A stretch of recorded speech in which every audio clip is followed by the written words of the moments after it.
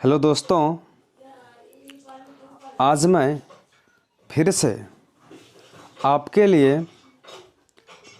Important question जो 2022 में पूछा जाएगा, आपको जितना भी इम्पोर्टेंट क्वेश्चन है आप लोगों को यूट्यूब पर दिया गया है। आप लोग मेरा चैनल को देखिए और लाइक और सब्सक्राइब ज़रूर कीजिए। चलिए, पहला क्वेश्चन है, अम्ल एवं क्षार में 4 अंतर लिखें। तो चलिए, अम्ल एवं क्षार में 4 अंतर लिखिए। आप लोग को क्या करना है, हेडिंग बना लेना है कॉपी में या स्क्रीनशॉट ले लीजिए। चलिए, पहला हम अम्ल में बोलेंगे, तब उसके बाद क्षार में बोलेंगे। चलिए, अम्ल में बोलते हैं ये खट्टा होता है और क्षार जो होता है कड़वा होता है। ये अम्ल में नीला लिटमस पत्र को लाल कर देता है और क्षार ये लाल लिटमस पत्र को नीला कर देता है। तीसरा, यह जल में हाइड्रोजन आयन प्रदान करता है और ये जलीय विलयन में OH प्रदान करता है। ये धातु से अभिक्रिया कर हाइड्रोजन एवं गैस उत्पन्न करता है। और इसमें चौथा क्षार में है, ये हल्दी के रंग को भूरा कर देता है। हल्दी के रंग को क्या करता है, भूरा करता है। चलिए, हम अगला क्वेश्चन लेकर चलते हैं। इसको आप लोग क्या कीजिए, स्क्रीनशॉट ले लीजिए। चलिए अब दूसरा क्वेश्चन कहता, सूचक से आप क्या समझते हैं, यह कितने प्रकार के होते हैं। फिर से क्वेश्चन समझिए, सूचक से आप क्या समझते हैं, यह कितने प्रकार के होते हैं। चलिए, हम अब इसका आंसर बोलते हैं। ऐसे पदार्थ जो किसी विलयन में अम्ल या क्षार के साथ मिलकर अपना रंग या गंध परिवर्तित कर लेता है उसे सूचक कहते हैं। यह 3 प्रकार का होता है। कभी कभी आपको 2 प्रकार दिया रहता है, मगर 3 प्रकार यहाँ याद रखना है। एक प्राकृतिक सूचक और दूसरा संश्लेषित सूचक, तीसरा गंधीय सूचक। चलिए, आपको इसका भी स्क्रीनशॉट ले लीजिए। चलिए अगला, अम्ल एवं क्षारक के बीच होने वाले अभिक्रिया का एक उदाहरण, यानी फिर से चलिए क्वेश्चन पढ़ते हैं। अम्ल एवं क्षारक के बीच होने वाले अभिक्रिया का एक रासायनिक समीकरण लिखें। चलिए, आप लोग तब तक इसको स्क्रीनशॉट ले लीजिए। ये सब देखिए बहुत इंपॉर्टेंट क्वेश्चन है, आप लोगों को रिवीजन करना है और याद करना है। आपको 2022 के बिहार बोर्ड क्लास 10वीं में ये सब पूछा जाएगा। आपको हर एक chapter by chapter VVI question आपको दिया जा रहा है। अगर आप लोगों को अच्छा लगता है ये वीडियो, तो अपने दोस्तों के साथ क्या करना है, शेयर करना है और कहना लाइक और सब्सक्राइब कर दें। आप लोग थोड़ा मदद नहीं कीजिएगा तो हम लोग कुछ नहीं कर पाएंगे। चलिए, अम्ल एवं क्षारक के बीच होने वाले अभिक्रिया का एक रासायनिक समीकरण है। देखिए HCl, देखिए ये आपका एसिड है यानी अम्ल है, और NaOH ये आपका बेस है यानी क्षार है, और इसमें बना के देता है H2O यानी वाटर और NaCl साल्ट यानी नमक बना के देता है। ये समीकरण आपको याद रख लेना है, आपको 2 नंबर में पूछा जाएगा। चलिए अगला क्वेश्चन, pH स्केल क्या है, एक उदासीन विलयन का pH मान लिखिए। चलिए, pH स्केल क्या है पर ये बोलते हैं, किसी विलयन में उपस्थित हाइड्रोजन आयन की सांद्रता ज्ञात करने के लिए एक स्केल विकसित किया गया है जिसे pH स्केल कहते हैं।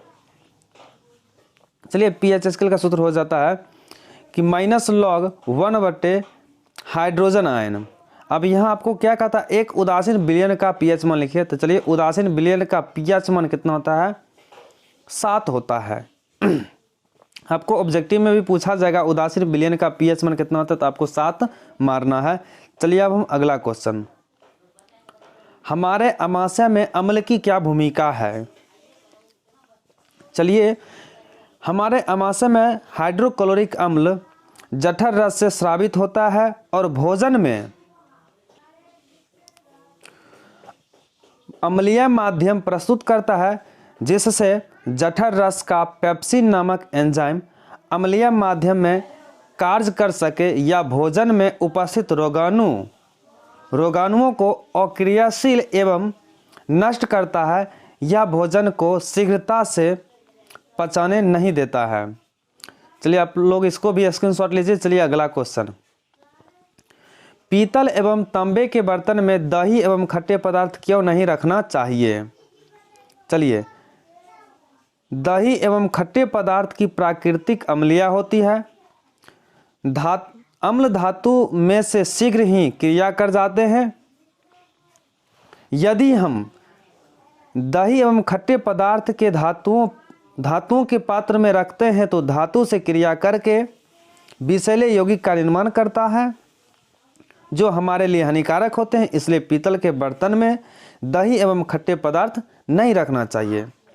आप लोग इसको भी स्क्रीनशॉट ले लीजिए। फिर से हम इसको आंसर बोलते हैं। चलिए, दही एवं खट्टे पदार्थ की प्राकृतिक अम्लीय होती है। अम्ल धातु से शीघ्र ही क्रिया कर जाते हैं। यदि हम दही एवं खट्टे पदार्थ धातुओं के पात्र में रखते हैं तो धातु से क्रिया करके विषैले यौगिक का निर्माण करता है जो हमारे लिए हानिकारक होते हैं। इसलिए पीतल के बर्तन में दही एवं खट्टे पदार्थ नहीं रखना चाहिए। चलिए दोस्तों, आप लोग इसको स्क्रीनशॉट लेते जाइए क्योंकि ये सब क्वेश्चन बहुत इंपॉर्टेंट है। चलिए अब अगला क्वेश्चन हम चलते हैं। प्लास्टर ऑफ पेरिस के निर्माण की विधियां एवं उपयोग लिखें। चलिए, प्लास्टर ऑफ पेरिस का बनना, चलिए जिप्सम को 373 डिग्री सेल्सियस पर गर्म करने पर यह जल के अणु को त्याग कर कैल्शियम सल्फेट अर्ध हाइड्रेट बनाता है जो प्लास्टर ऑफ पेरिस के नाम से जाना जाता है। चलिए यहाँ पर एक समीकरण दिए हैं, CaSO4 इंटू 2H2O, ये आपका जिप्सम हुआ। आपको यहाँ 373 केल्विन पर हम इसको गर्म करते हैं तो हमें बना कर देता है क्या, CaSO4 इंटू 1/2H2O। ये आपका सूत्र हो गया, प्लास्टर ऑफ पेरिस का सूत्र हो गया। चलिए, इसका उपयोग भी ना, उपयोग तो ठीक है। चलिए अब अगला क्वेश्चन देखिए, विरंजक चूर्ण क्या है, इसका रासायनिक नाम, सूत्र एवं उपयोग लिखें। चलिए हम पहले विरंजक चूर्ण क्या होता है यह हम आपको समझाते हैं। जब क्लोरीन को बूझे चूने में से गुजारा, यानी बूझा चूना मतलब क्या होता है आपका, भखरा चूना होता है। फिर से, जब क्लोरीन को बूझे चूने में से गुजारा जाता है तो जो पदार्थ बनता है उसे विरंजक चूर्ण कहते हैं। जैसे CaOH का होल ट्वाइस प्लस Cl2 यानी क्लोरीन, और आपको बना कर देता है विरंजक चूर्ण CaCO और इसके साथ H2O क्या होता है, बनता है। चलिए, इसका रासायनिक नाम होता है कैल्शियम ऑक्सीक्लोराइड और इसका सूत्र होता है CaOCl2। अब इसका हम उपयोग बता रहे हैं। चलिए, कीटनाशक के रूप में, दूसरा है क्लोरीन क्लोरोफॉर्म आदि बनाने में, कागज एवं कपड़ों के विरंजन में। चलिए अब अगला क्वेश्चन, जल की अनुपस्थिति में अम्ल का व्यवहार अम्लीय क्यों नहीं होता? ये बच्चों आपको लिए बहुत इंपॉर्टेंट क्वेश्चन है। चलिए इसको आप पहले क्या कीजिए, स्क्रीनशॉट ले लीजिए। चलिए क्वेश्चन क्या है, अम्ल की अनुपस्थिति में अम्ल का व्यवहार अम्लीय क्यों नहीं होता? तो चलिए, अम्ल केवल जल की उपस्थिति में हाइड्रोजन आयन उत्पन्न करते हैं। हाइड्रोजन आयन उपस्थित के कारण अम्ल का व्यवहार अम्लीय होता है। अतः जल की अनुपस्थिति में हाइड्रोजन आयन नहीं बनाते, इस कारण अम्ल अपना अम्लीय व्यवहार नहीं करता। आप लोग समझते होंगे। आप लोग इसको याद करते जाइए और आपको अच्छा लगता है तो लाइक और सब्सक्राइब करते जाइए। अगर आप लोगों को वीडियो अगर अच्छा लगता है तो ज़रूर अपने दोस्तों के साथ शेयर कीजिए। आप लोग थोड़ा सपोर्ट कीजिए और हम इस तरह के वीडियो बनाते रहेंगे। आपको अगर बिहार बोर्ड में नहीं पूछता है तब आप कमेंट बॉक्स में कहिए कि सर आपका वीडियो नहीं पूछा, जो आप क्वेश्चन बताएं तब, क्योंकि हर एक बार मेरा क्वेश्चन ज़रूर लड़ता है आपसे। जितना इसमें 12-13 क्वेश्चन दिया गया, इसमें से 2 फिक्स है लड़ना, लड़ेगा। चलिए, बेकिंग सोडा के 3 उपयोग लिखे। चलिए, पहला, यह खाद्य पदार्थ में बेकिंग पाउडर के रूप में। दूसरा है सोडा वाटर तथा शीतल पेय बनाने में। और तीसरा है अग्निशामक यंत्रों में। आप लोगों को याद हो गया, इसको स्क्रीनशॉट ले लीजिए। चलिए अब अगला क्वेश्चन, अम्ल एवं क्षारक के बीच की अभिक्रिया को उदासीनीकरण अभिक्रिया कहते हैं, क्यों? एक उदाहरण दे। चलिए, अम्ल एवं क्षारक के बीच की अभिक्रिया से